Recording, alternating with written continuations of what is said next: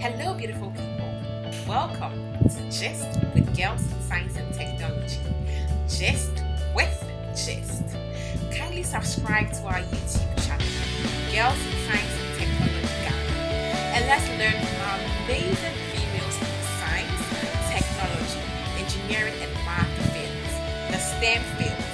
Let's continue to encourage our young females to pursue careers in STEM. Share these videos with all the amazing females out there who have to see this. Thank you. Hello, beautiful people. Welcome once again to Gist with Girls in Technology. Gist with Gist. So on today's show, I have a book doctor with me. I admire her so much. She's still actually pursuing a postdoc.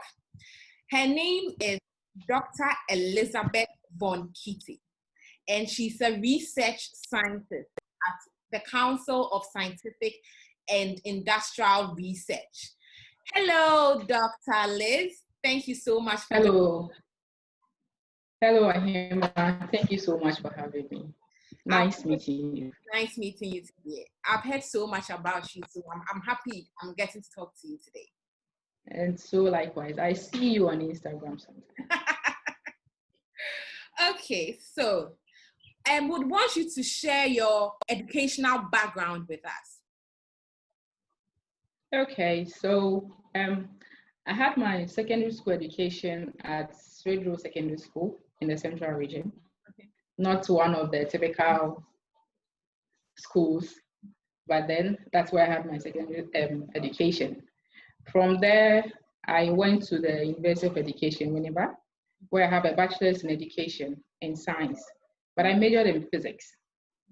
From there, because of education, I did a few teaching here and there, small teaching at Every Girl Senior High, and then St. Monica's Secondary School, where I was still teaching physics. I had my master's in KNUST between 2009 and 2011. So I had a master's in physics, material science option. And then in 2012, I enrolled to do a PhD also at the KNUST, but with a partnership with the University of Wolverhampton in the UK. So it was a scholarship that I had to do my PhD. So I did part of the work here in Ghana and then part also in the UK. So basically that is what I have. So a PhD in physics again, but in the material science option, yes. So that's for education. And I did small ITB and software engineering. Yes, I wanted to be a computer nerd. So I have a diploma in software engineering also. Oh, okay. That's nice. Okay, so what exactly do you do at CSIR? We want you to explain your job to us as a research scientist. Okay, so CSIR is a research institute. So as a research scientist, my main job is to find ways of connecting academia, research we do in academia, to the work that is done in the industry.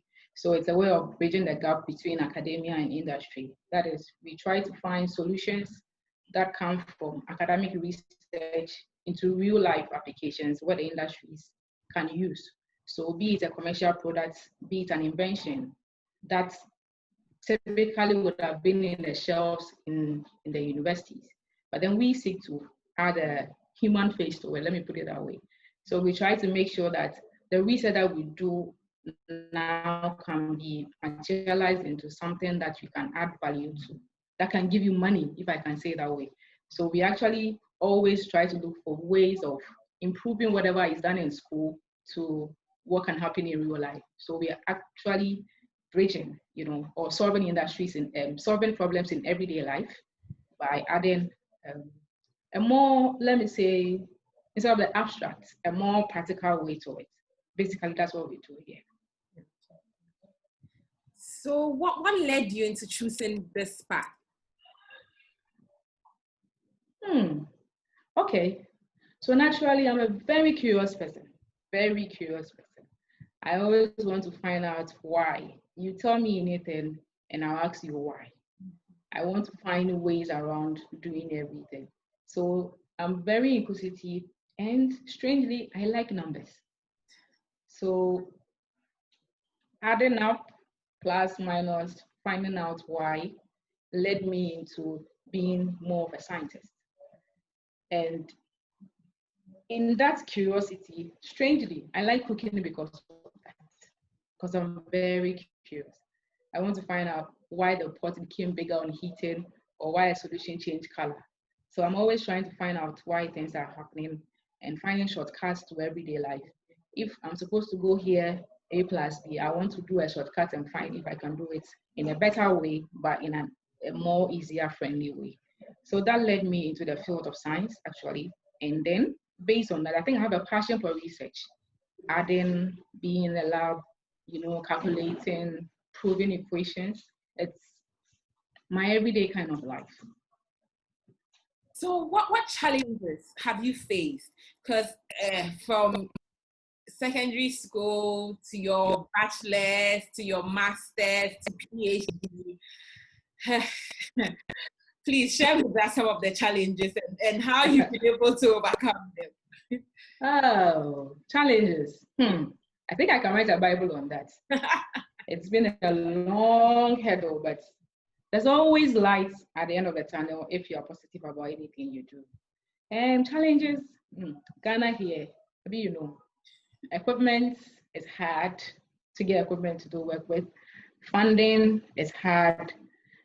And then also there's a male dominance in the field. So when you are a girl trying to do science and physics in a male-dominated institution or class, you have to be very assertive to make your point across. So it's not been easy, but I think in all, we're always trying to find a way around it. You have to improvise in as much as you can. The little thing that you can work with, you have to find a way of using that everyday material to solve a problem in science.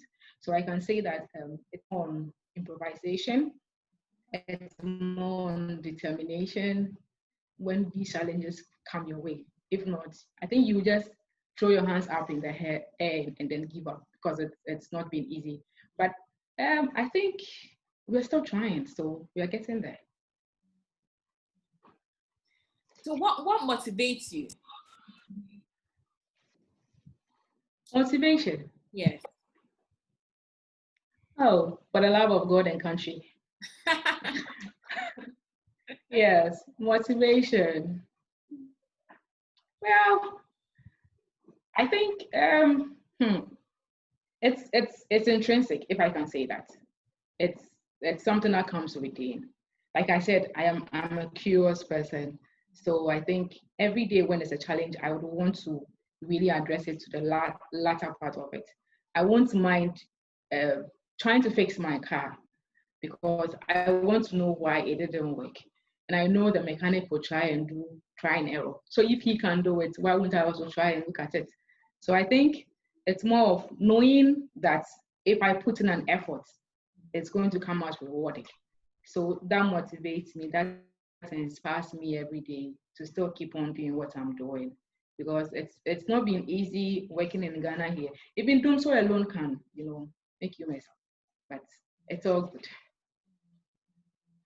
So can you share with us one of the projects you've worked on or a project you are currently working on? Okay, so like you said, I'm actually doing a postdoc with the Royal Society, and it's they provide funding to work on challenges. So currently, what I'm looking at is trying to find ways of treating water and air purification with local raw materials by developing an absorbent from those materials. Water is a basic necessity for life. Water is life, actually. And in Ghana here, not everybody has access to potable drinking water. Those who have streams and rivers close to them are even polluted. So the water they drink is not wholesome. So what I intend to do is to look for a material, an absorbent, that can filter the water such that the water becomes clean, then they can drink it without necessarily having to go through the normal water treatment processes. That is very difficult. Currently people are having boreholes in their home, because they can't depend on Ghana water every time. But these borehole water, are we sure they are wholesome for drinking? So what I'm looking at is that I develop a material, and then the material's properties should be such that when you pass the water through it, it should be able to treat the water at the point of usage for you to drink it or use for your everyday applications without having to pay the large cost of treatment or having to do Ghana water coming to your homes. So it's a way of, making water accessible to the underprivileged people and underserved communities in Ghana. Currently, I'm also thinking of, with this COVID coming in here and there, and these absorbents can also actually treat air. So I intend to look at ways of treating the air that we breathe in. Okay, so these absorbents can also be used to filter the air that we have. Then we see if it can also it can help in the treatment of bacteria, viruses in the air, and all that. So that's basically what I'm working on right now. Thank you very much. Based on your experience, right, in the field, how do you think we can get more young women or more girls to pursue careers in STEM? Getting girls to go into it and getting the women to stay in it. How do you think we can do this collectively? I think that we've always made science too abstract for learning because we don't have the real materials to learn with. So more of abstract. You have to think about it. You have to imagine it without actually seeing it. But if you can demystify science and make it more practical, if you can use everyday issues to solve science problems in the classrooms, if we can point out the science in the everyday cooking, if we can solve science or teach the girls that even when it is washing, there is some science going on, they can learn to relate to science as everything that happens in our everyday lives. It's not just in the classroom where we have to go to the chemistry lab or the physics lab to do a practical before we know what is happening. But if we can explain to them that even when I turn around, there is motion happening. So we can then know that, okay, so my walking, there is friction here, there is this force applying here, there's this pressure here. Then everyday life, they can go about talking to friends and still know science is happening.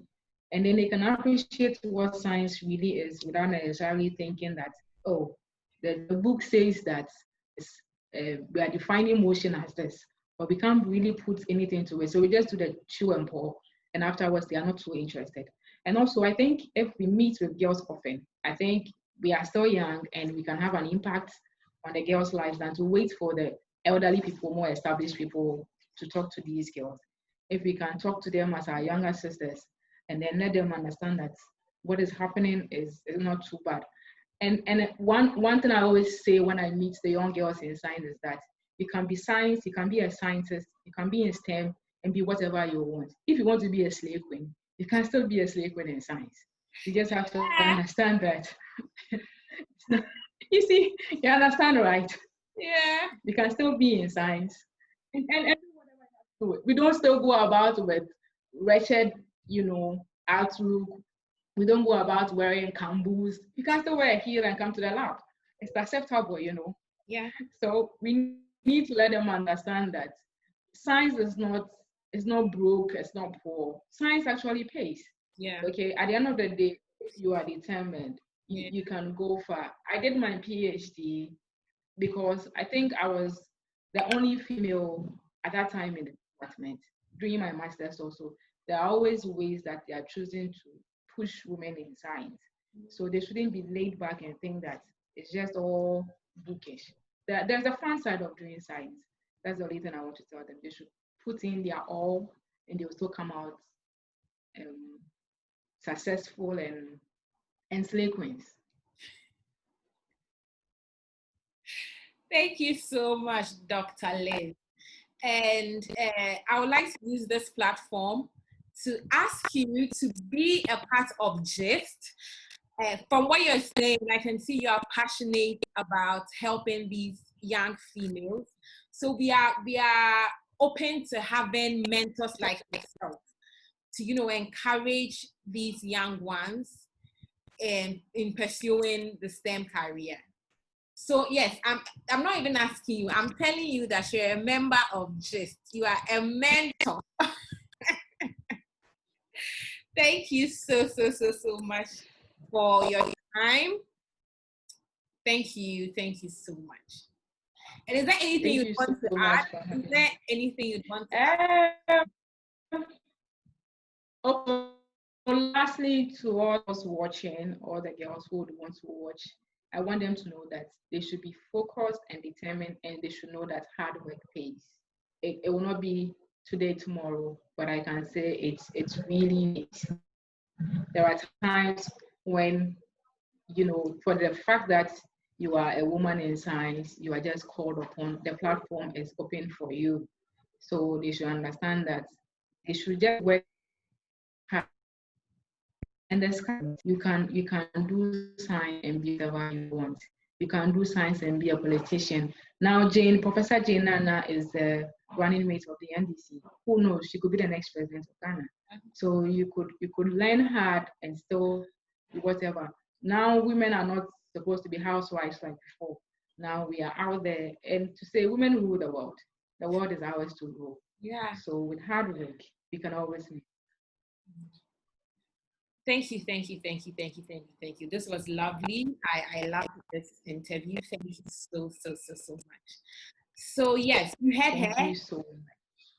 Hard work pays. So let's all ensure that we work hard and we work towards our dream. Thank you so much for watching us today, and kindly subscribe to our channel. Thank you and have a lovely day. Thank you too.